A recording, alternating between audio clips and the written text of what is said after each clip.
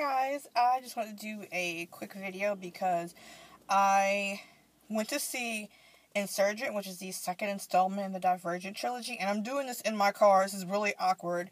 I'm doing this in my car because, I had everything set up so that I could record in my mom's dining room, but it's I have a nephew, and he's 4 years old, and he's 4. Not the Divergent 4, but he's a 4-year-old little Teenage Mutant Ninja Turtle loving peanut butter and jelly sandwich eating 4-year-old. And then my brother, he was gone, and because he had went running and stuff like that, and then it's as soon as I sat down, as soon as my finger was getting ready to press on the play button, they came to the door. Murphy's Law.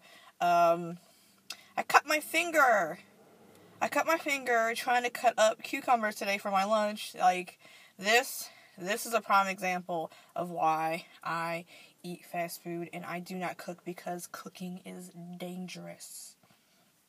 So anyway, I went to see Insurgent. I've read all of the books. I know about the ending. Maybe later I'll do an ending. I really did not like the ending to Divergent. I like Divergent, but I don't like Divergent, because when you really think about it, Divergent is let's just be real, Divergent is a poor man's Hunger Games. That's it. Divergent is a poor man's Hunger Games. That's what it is. I mean, replace factions with districts. Replace Trish with Katniss. Replace 4 with both Peeta and Gale. And you got Hunger Games. It's the same thing over and it's just one of those types of things where it's I know it's just basic YA fanfare, and there's really nothing all that special about it. It's really nothing all that special to Divergent. It's just, the concept is kind of dumb when you really think about it. The world is broken up into personality traits. And I really kind of don't it's oh, you either tell the truth, or you don't tell the truth, or you're kind, or you're incredibly brave, or you're smart. That's one of the things about Divergent that I don't like. I don't understand how, why that's such a big thing. Why, okay, you can't, be brave and tell the truth. You can't be kind and be smart. So you're either one, just trying to boil it down to you just being one thing just seems so incredibly just stupid. And the whole entire time I was sitting there and I was watching it, I just felt so, annoyed, somebody was, literally, underneath of my skin, clawing at it, because I was this is so stupid, Triss, she's somewhere in between, Bella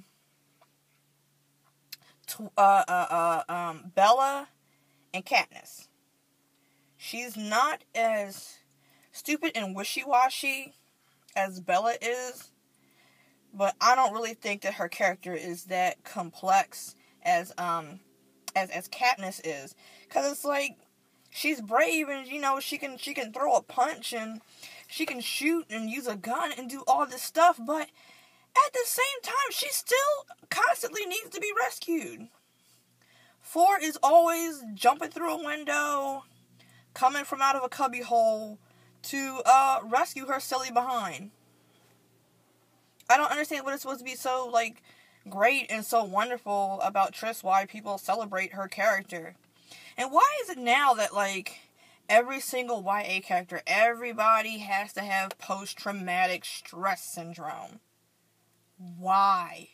Why can't somebody save the world and not have post-traumatic stress syndrome? Everybody's got to have nightmares.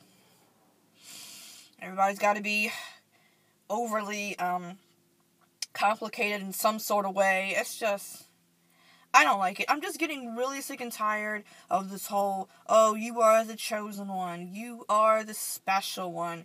You are the one that this universe has chosen, and there is no one else that is like you that can save this world. Like, only these wispy little girls who are no bigger than a toothpick can save the world. And their skin has to be the color of skim milk.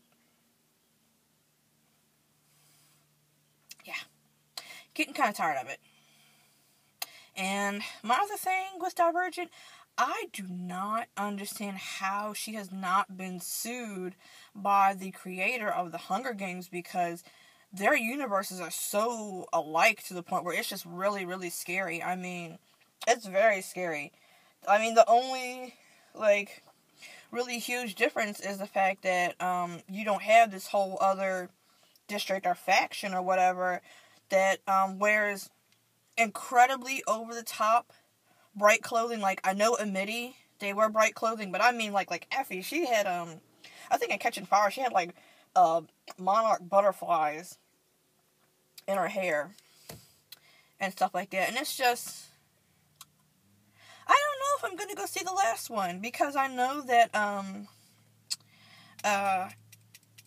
I can't remember the name of the last book, Allegiant is probably unnecessarily going to be split into, and that's another thing that I'm kind of sick of. Like, look, everybody, you're not Harry Potter. You don't need for your movies to be split in two. Like, as much as I love the Hunger Games, Mockingjay didn't need to be split into two. Mockingjay Part 1, it was long. It was so long. They stretched out so much stuff. It was so unnecessary. I'm like, this movie does not need to be 2 parts. It's not necessary. But, trying to remember what other things that kind of got on my nerves with Divergent. Like Peter. I don't like what they did with Peter. In the books, Peter was ruthless. He gouged a guy's eye out. And then it's like, you watch the movie and he's been, reduced to this, like, really, awful looking, just, pew, go away, like, peon, douchey high school boy character. Like, he just says these quippy little lines to, like, get under your skin. He reminds me more of, like, just some petty little, Mean Girls high school type character. Octavia Spencer was in it. That's nice. Her makeup, because I know her character, Joanna Reyes, she has a scar on her face, and it's just, I could barely tell that the scar was there. And I remember I was, like, about to get upset, because, like, I kind of like that about her character, I guess, you know, because I have a facial deformity. I like that she had a scar over her face, and she would always, in the book, they would describe it like, she would wear her hair, and it would always be covering, like, the side of her face where her scar was at. But with the makeup for it, you could barely tell. There was one point where Trish and them, they were in her office, and Candor were getting ready to come through in Midi and storm the place, and trying to look for other people that were Divergent. And she was I guess it was just a natural lighting because they were outside from the sun, and if you like really concentrated, you could see the scar. But what's something else that kind of got on my nerves about Divergent? It's not a big spoiler. If you've already seen the first movie and if you've read the first book, you know that her mother dies. And that is something that has always bothered me. Because I'm like, why did she have to die? That was not necessary at all. It really kind of bothered me. It's like you find out that her mother is dauntless, and that her mom is like predatrix because like she chose to be dauntless. And it's like, it could have been so cool. That could have been really cool. Like a mother and daughter sort of thing. Them,